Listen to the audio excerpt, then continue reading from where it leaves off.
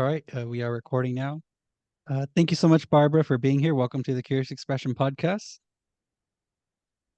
No, it's my pleasure to be here. Thank you for the invitation. Yeah, my pleasure. Really excited to have you on. So, Barbara, I know that you originally are from New York, but then you decided to take this journey to the East. Can you tell me a little bit about that? Oh, yes, I was born in New York City and I grew up in Manhattan. And I actually, from childhood, I never felt quite comfortable in America because of the social divisions, because of the labeling of people based on their outward appearance. And I just felt that it wasn't really my country, believe it or not. Even as a teenager, I felt I don't really belong here. I don't know where I do belong, but I don't feel this is really my country. It's not my values. It's not the things that I believe in. And my mother's actually European. My mother's from Vienna, Austria, and my father was American. So there was intercultural marriage. And I felt that perhaps I should go to Europe, or perhaps I should just try visiting another country to see where I really belong. So after I graduated from New York University, I worked for a year in New York teaching in a high school for high school dropouts. And then I enrolled in a school in London. I went to England to study. I was going to study for my PhD, but the university I applied to didn't have the course I wanted. And so I auditioned for a dancing school in London, and I was accepted as a full-time dancing student. I had studied dance in New York while I was growing up, and I went to England to live. And I did feel better there than in America. And I did live there for several years, for about 8 years. But while I was there, I did travel to India several times. I learned meditation when I went to England. I learned Transcendental Meditation while I was a student at the dancing school. And later I decided to become a teacher of meditation. I went to Switzerland, where the founder of Transcendental Meditation was residing, Mahasi Mahesh Yogi, whose picture you see on the wall behind me. Mm. I went to Switzerland to work at Mahasi European Research University, and I worked to become a teacher of Transcendental Meditation. Fascinating. So Um, I oh, go ahead. No, so that's how I became more and more interested in the Vedic knowledge, the Vedic culture, as a result of my learning Transcendental Meditation, and later meeting Mahasi Mahesh Yogi in Switzerland and France. I think you had mentioned that you felt more comfortable in the UK. Is there a particular reason why? Well, I felt in the UK that the social divisions weren't that pronounced as they Mm, are in America. And I felt it was more, the culture was more intellectually oriented than America, actually. mm, And I felt more comfortable with the people there than I do with the people in America, believe it or not. And sure. I did live there for about 8 or 9 years, but I did also feel that it wasn't my final home. I felt I wouldn't really fit into this culture permanently.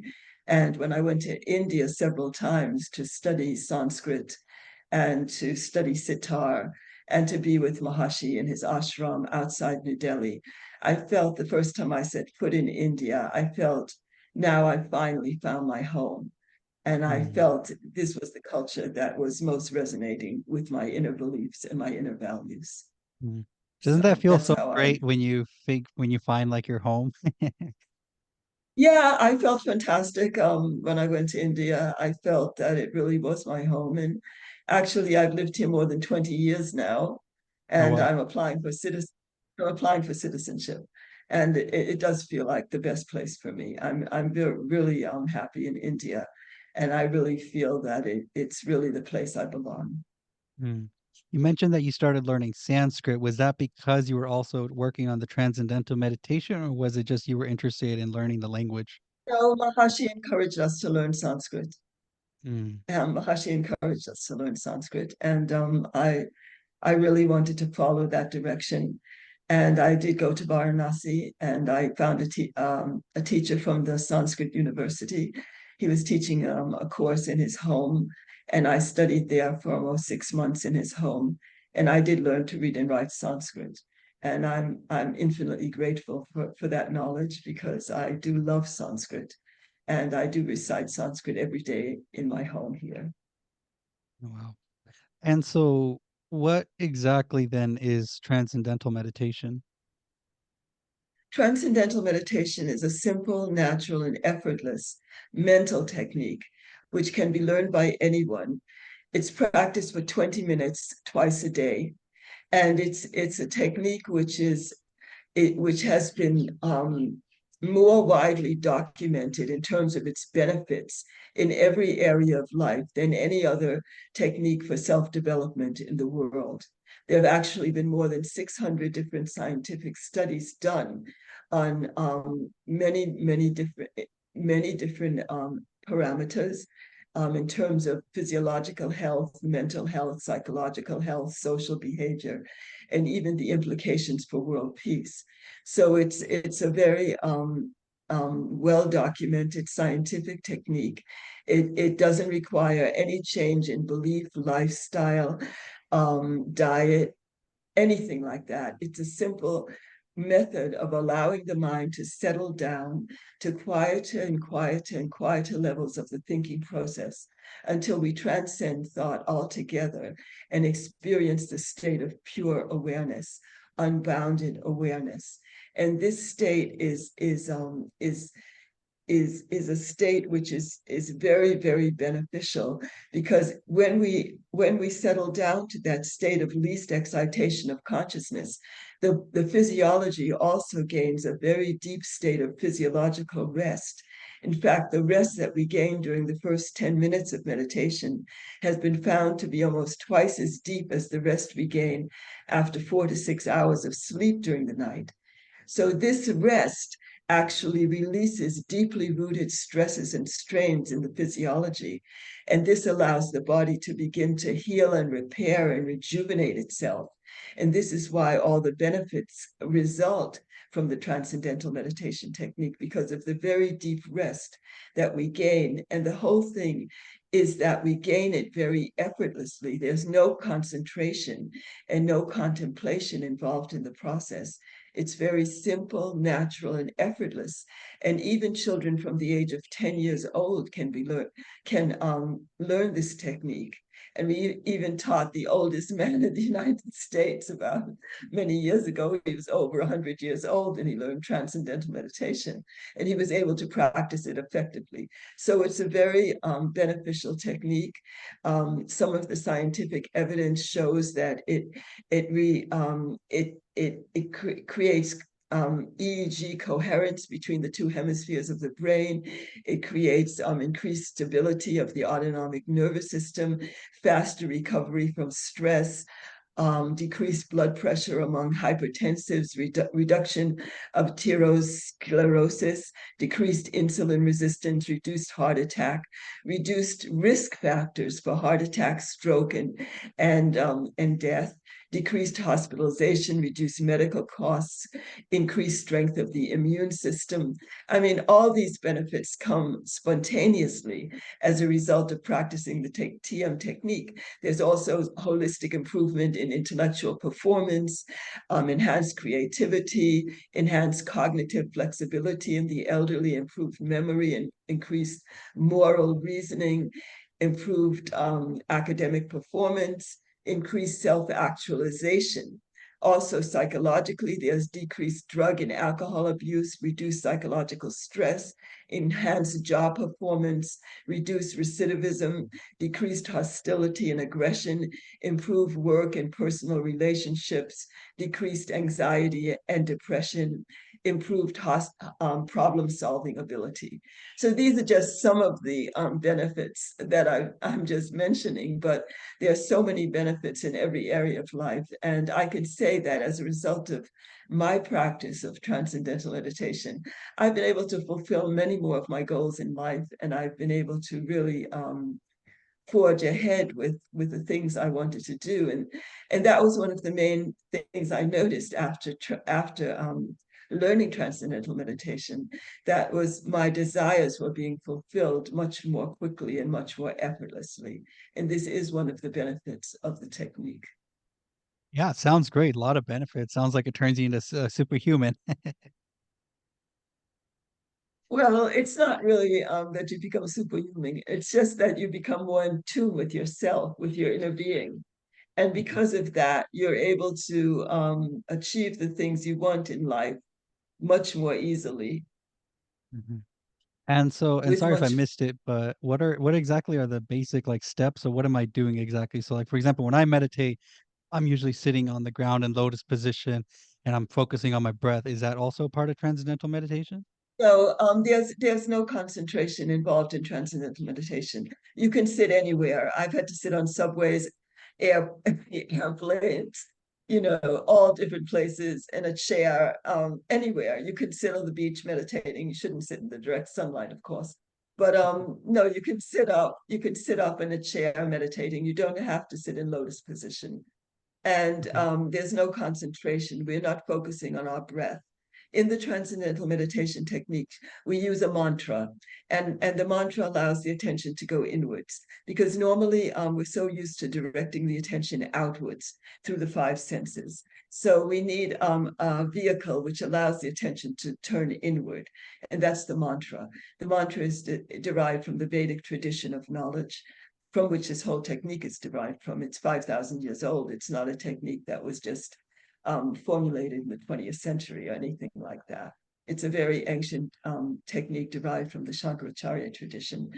And you don't use any concentration. We don't focus on the breath. We don't hold the mind on any particular object of attention.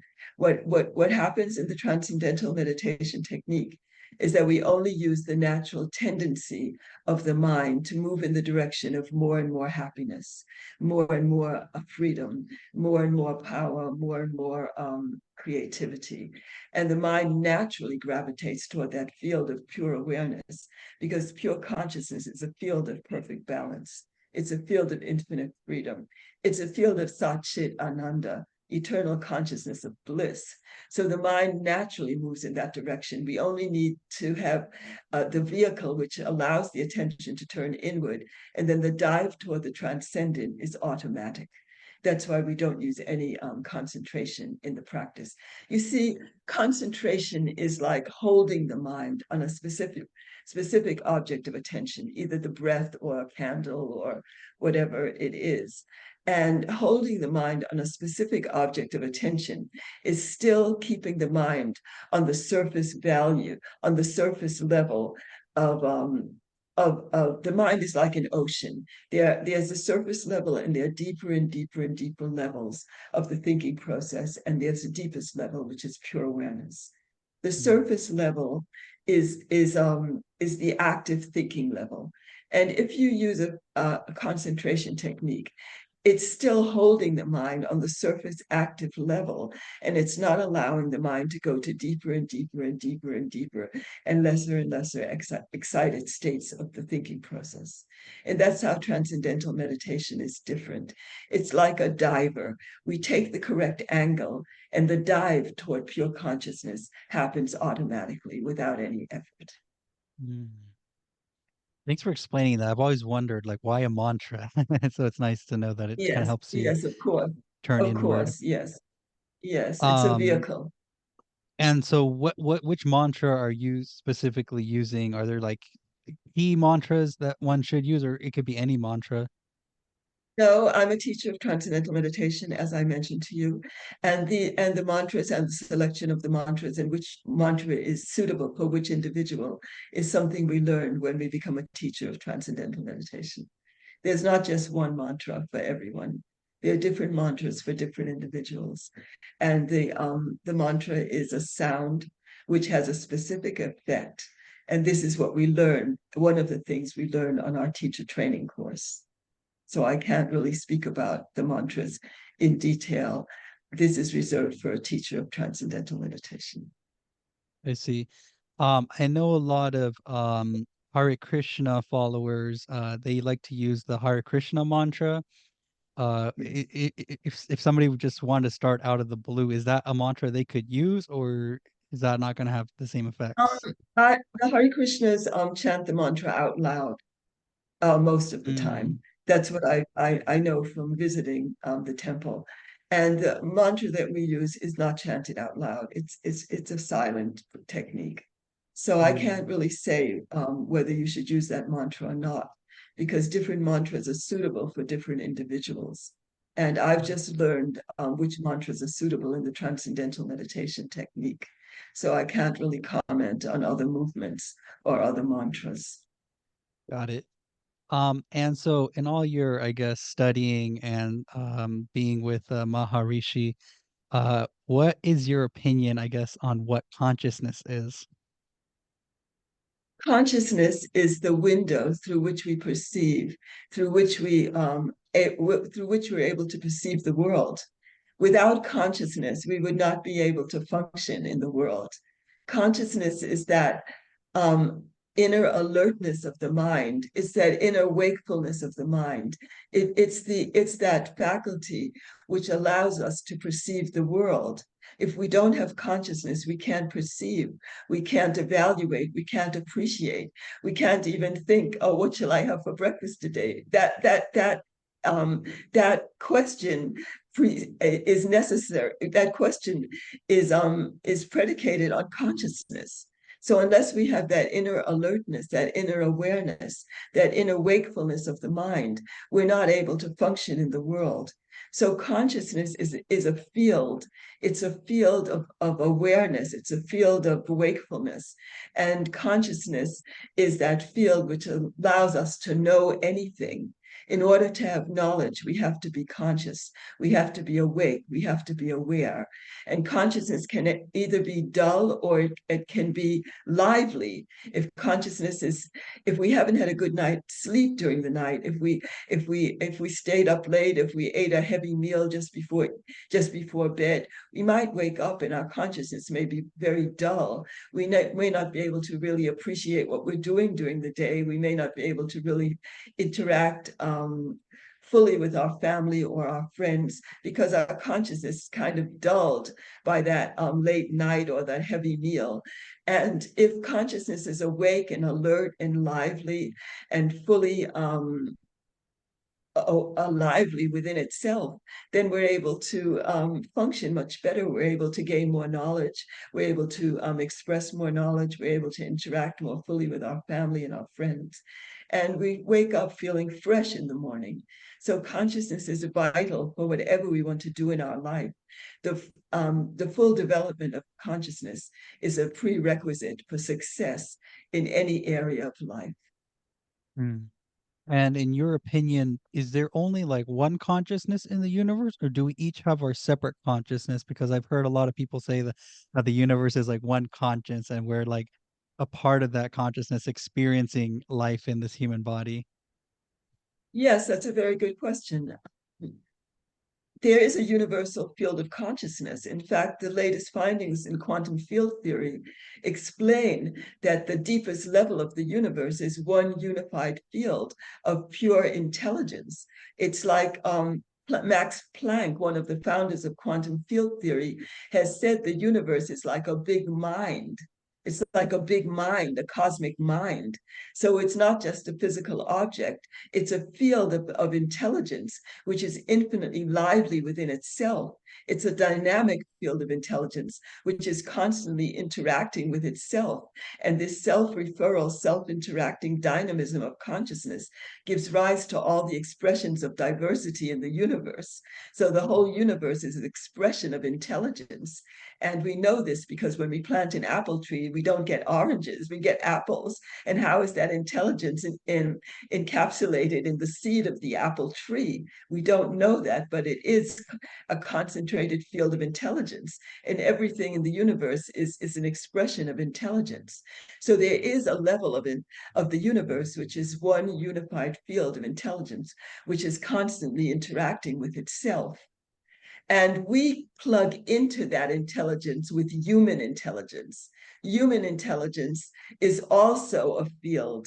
And when we transcend and experience the field of pure awareness, we're actually plugging into that unified field of intelligence at the very basis of life.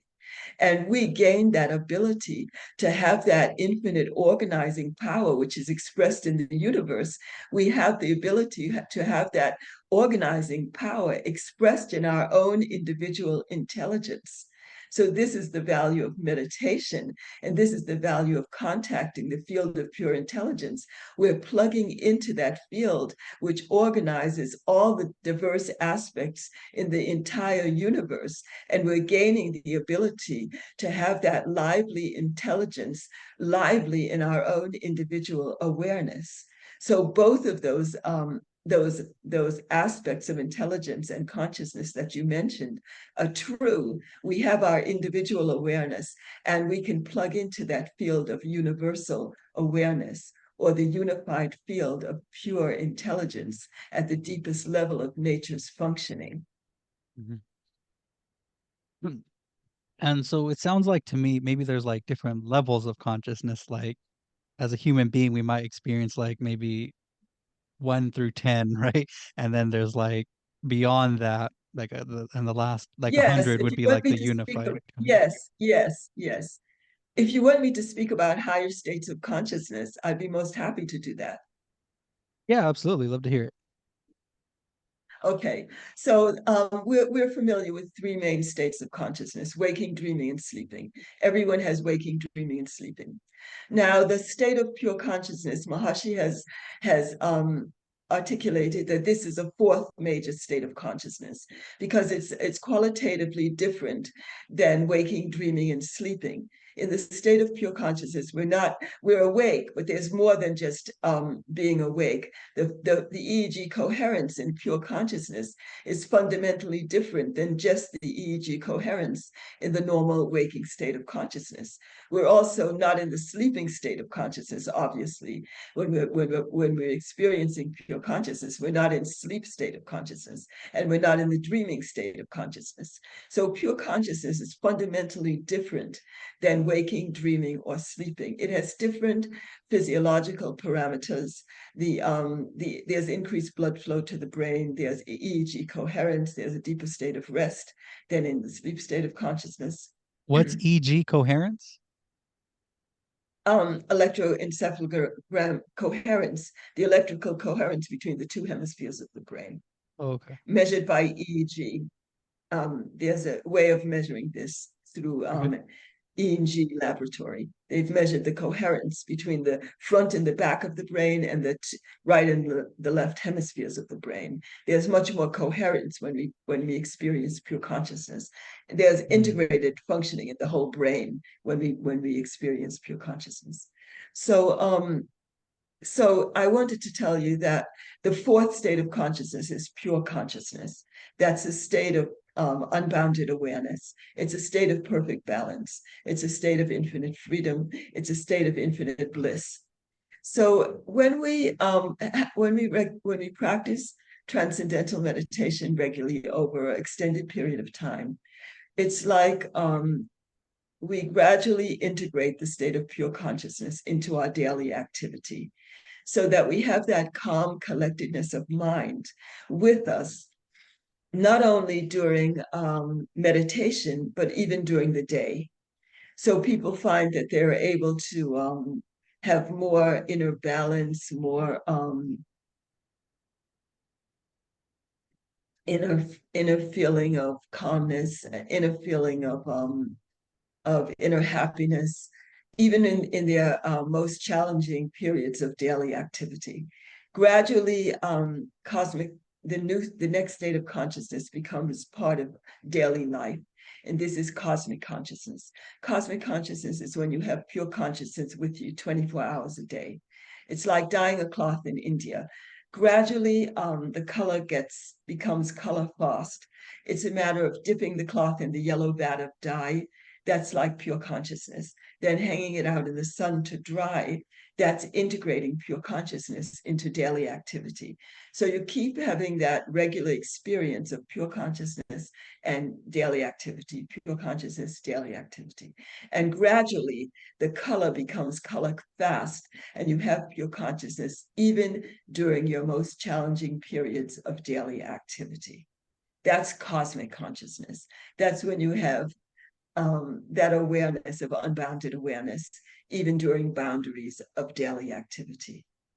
So that's the fifth major state of consciousness. And so do you think that's why we're ultimately here in this, I guess, existence, is to just basically raise our consciousness levels? I feel that's why human life is on this planet, to evolve, to expand, to expand the boundaries of awareness so that we can eventually experience even the farthest reaches of the universe in terms of our own individual awareness. The value of this experience is that when we reach higher states of consciousness, we become an instrument to spread those values of goodness, peace, harmony, bliss, and universal love into the whole universe. We become an instrument of the divine, and everything we do actually is in harmony with natural law. In the state of cosmic consciousness, we've released all the stresses in the body. And so we no longer violate any of the laws of nature. We no longer cause any suffering in the universe. We no longer radiate any tension or negativity into the universe. And when individuals stop radiating tension, negativity, anger, fear, then the universe will be bathed in bliss. And will really have a universe which is expressing those values of universal love, sustainability, service, harmony, and all those values which we hold close to our hearts. We will find that radiating in the universe when more and more people reach higher states of consciousness. Yeah, sounds like a great place to be. Hopefully we can get there. Yeah. Well, we need large groups of people meditating together. It's the way to reach this state more quickly is to have large groups of people practicing meditation together, because this will radiate an indomitable influence of peace into the world. And this is what we need urgently today. In fact, a few months ago, I was on a World Peace Assembly where 10,000 people who were practicing Transcendental Meditation came together in India, in Hyderabad. And for 2 weeks, we were all practicing Transcendental Meditation in one place, Oh, wow. 10,000 people from countries all around the world. It was really an amazing experience. Everyone was so happy and helpful, and everyone was enjoying being together. And it just showed what the world could be like if we could really gain these permanent large groups of people practicing together. It could really transform the world. And we're trying to do this. This is our objective. Yeah, absolutely. I think as more people, become more spiritual, I think the world will become a more peaceful place. So in all this talk about consciousness, where does God fit in here? So is God like, I guess, above or outside of consciousness, or is God consciousness for you? God is within you. God is everywhere. God is omnipresent. So I didn't finish explaining the higher states of consciousness, but after cosmic consciousness, there's God consciousness. There's a state of consciousness called God consciousness. Because after one releases all the stresses in the physiology, what happens is the body begins to become more and more refined. It begins to have more refinement in its functioning. And as the body becomes refined, our vision of life becomes more and more refined. The ability to perceive the inner divine radiance at the deepest level of nature begins to become a living living reality. So you might have read in many books of spiritual experiences, people experience the divine light, the luminosity at the deepest level of matter. The deepest level of the material universe is a field of light, a field of sound. And when we become more evolved, we're able to experience the celestial value of life radiating everywhere through everything and within everyone. So our perception becomes more and more refined. So we're able to see the light radiating from every object. And God is within and without. God is that divine wholeness of life, which is permeating every fabric of life. And when we evolve to God consciousness, we can actually shake hands with God. This is an expression from a tape Maharshi made, shaking hands with God. And you can actually have a conversation with God. Um, this is what the saints have done throughout the ages. Even in every tradition, there have been saints who've been able to converse with God, and especially in India, because India's had more enlightened sages and saints than any other country in the world. So that ability to converse with God is part of the culture here, and it's everywhere. Saint Francis, Saint Teresa of Avila, Saint Teresa of Lisieux, many saints all over the world have conversed with God, and this is the state of God consciousness, and this is a state we can evolve to after all the stresses are released from the body. We can evolve to that state of God consciousness, and beyond even God consciousness, there's the state of Brahman consciousness or unity consciousness. And in unity consciousness, what happens is you begin to perceive the whole universe, even the farthest reaches of the universe, in terms of the self. You know that the whole universe is actually the expression of your own self, and you are really unbounded, and your consciousness fills the whole universe. There's no limitation to your consciousness. You are that. You know this, the Mahavakya, thou art that. I am that consciousness. Thou art that. All this is that. So in unity consciousness, all this is that unbounded, pure awareness. So that's the highest state of consciousness. Wow, amazing stuff. Hopefully I get to have that consciousness one day. Yeah. You mentioned So people talking with God. One thing I've noticed, I've studied different religions, so I've done a little bit of comparative religion. And I've yes, noticed that a lot of people that have these conversations with God, whenever they kind of translate and give the information to us, it always comes a lot of times in the form of poetry, which isn't always the easiest to understand. Why do you think it comes to us in poetry? What's the connection between poetry and I guess higher states of consciousness? that's a beautiful question. I've never been asked that question before. And I write poetry, and I'd like to recite a poem to you after I give you this explanation. Yeah. Well, you see, um, that finest level of feeling in which there are different levels of the mind.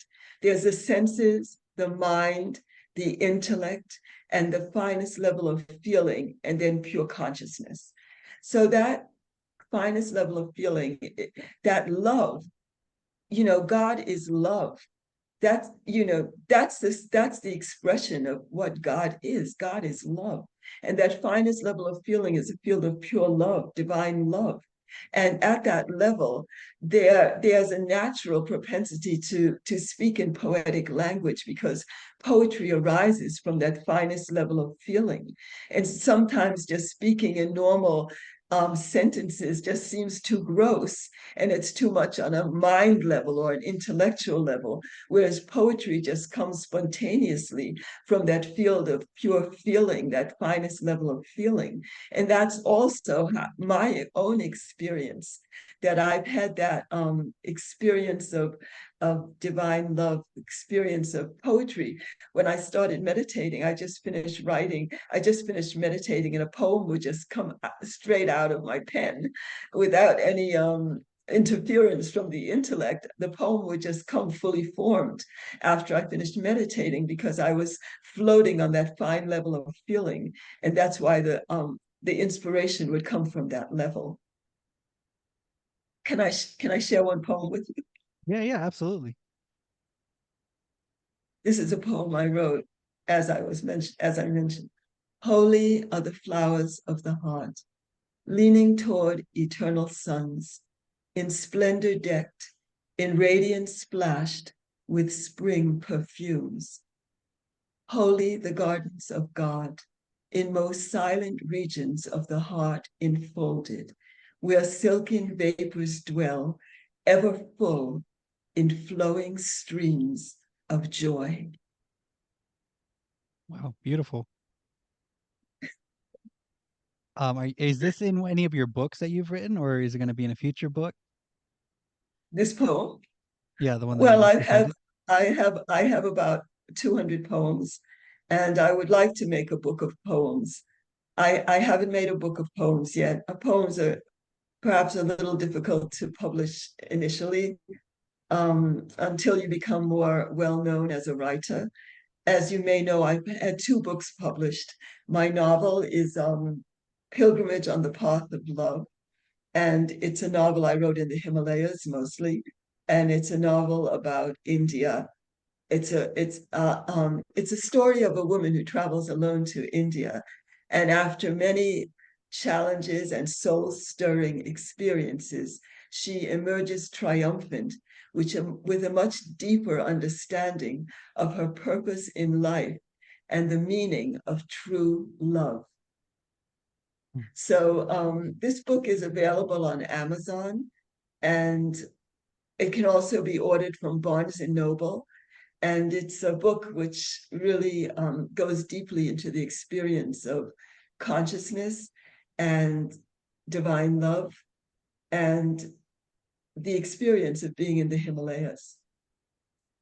Cool. So that's one of my books that was published. My other book is a book on the teachings of Maharishi Mahesh Yogi. And this book is called The Contribution of Maharishi's Vedic Science to Complete Fulfillment in Life. And that book is available on Kindle. And you can order that book. And it's 16 chapters. It has over 100 quotations by Maharishi. And it goes very deeply into the experience of pure consciousness and the effects on in many different fields of life, in terms of health, in terms of education, in terms of Vedic civilization.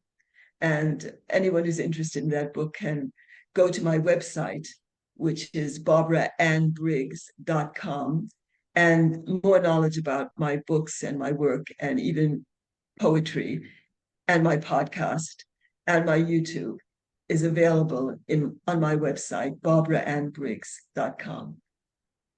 Your podcast is called Essence of Life, right? Yes, my podcast is called Essence of Life, and it's on all the podcast apps. And it will also be available in my website. I'll put all the podcast episodes in my website very soon. But it is available on Spotify, Stitcher, Apple, and all the podcast websites. Yes. Um, uh, for anybody that maybe isn't a big reader, is there videos on like YouTube that have Maharishi in them? That have videos by Maharishi. Yeah, like are there Maharishi videos on YouTube that one could find just for anybody that isn't like a big reader? There are so many videos on YouTube by Maharishi. All you have to do is go to YouTube, Maharishi Mahesh Yogi, and you will find numerous videos about meditation, about every aspect of life. In fact, Maharishi is the most videotaped saint in the world. I believe Oh, is he? Maharishi has made she's made videotapes on absolutely every subject imaginable. And he's actually revived the purity of all the 40 branches of Vedic knowledge. Maharishi has revived the purity of the totality of Vedic knowledge. So Maharishi Ayurveda, Maharishi Gandharva Ved, Maharishi Stapacha Ved, Maharishi Vastu Vidya, Mahasi, every aspect has been revived. Mahasi pulse diagnosis, um, Mahasi aromatherapy, every aspect has been revived in its purity by Mahasi. And Mahasi has also made this knowledge available on on many different YouTube channels. Also, my YouTube channel, I also go very deeply into Mahashi's knowledge on my YouTube channel, which is called Living Wisdom Barbara Briggs. And I have many videos explaining different aspects of Mahashi's teachings. So, but Yeah, cool. I yeah, can't wait to check it out. I'm very interested in this transcendental meditation stuff. Is there any other spiritual teacher that maybe somebody else should look into as well? I really can't recommend any other teacher because I did start Transcendental Meditation. It was the first technique I really learned. And since then, I haven't had any desire to go to other teachers. I have read many books of many other teachers, and I can easily differentiate which books are genuine and which ones seem to be not so pure. But I wouldn't like to comment on that. I think one has to do one's own research and see what feels right to you, because everyone's path is not the same. I can only recommend this path because I've traveled it. But I would recommend that you do look into it more deeply because I do feel it can be very beneficial to everyone. But as for other teachers, I think you'd have to do that research and follow your inner voice on that. Hmm. All right, Barbara, my last question for you. What advice would you give to a young individual that's interested in either transcendental meditation or doing similar work that you do? I would say please come. You're most warmly welcome to learn transcendental meditation. Many people who wait until their 40s or 50s or 60s to learn always say, "Oh, I wish I'd started this practice earlier. Oh, I wish I had learned this when I was 15 years old or when I was 18 or 20." And because they feel so much benefit from it. So I would say, please come and learn about what this technique can actually do. I was influenced by the scientific research. That's how I ended up learning transcendental meditation when I was in my early 20s. I learned because I was really influenced by the depth of scientific research, which was backing up all the claims made by the transcendental meditation technique and its organization. So I would just say, come along and learn, and it's very beneficial. And there's a lifetime follow-up program, and there's a big community which you can join, and it's something which can be incredibly beneficial to every aspect of life. And the spiritual path is what the world needs more than anything else. And the one thing to remember is that we're not telling you to change or any other aspect of your life. Maharishi advocates 200% of life, 200% of inner fulfillment, and 100% of inner fulfillment from the spiritual value of life, and 100% of success of success and achievement in the outer field of life. So 100% inner and 100% outer. And we recommend 200% of life to enjoy life and contribute as much as you can and live a life of happiness, success, and fulfillment. So this is what we recommend. All right, Barbara, before I let you go one last time, can you just let everybody know where we can find you online? You can find me online on my website, barbaraannbriggs.com. And you can find me on my podcast, Essence of Life. And that's on almost all the Spotify, all the apps. And it will also be on my website. I will put all the episodes on my website as well. And you can join me on my YouTube channel, Living Wisdom. That's one word, Living Wisdom, dash Barbara Briggs. And you're welcome to join the community, my YouTube community as well. All right. Thank you again so much, Barbara, for being here. I learned a lot about consciousness talking with you. I can't wait to check out Maharishi. Thank you again so much for being here. It's been my great pleasure, and thank you so much for the invitation, and very best wishes to you. All right. Thank you. Bye. Okay.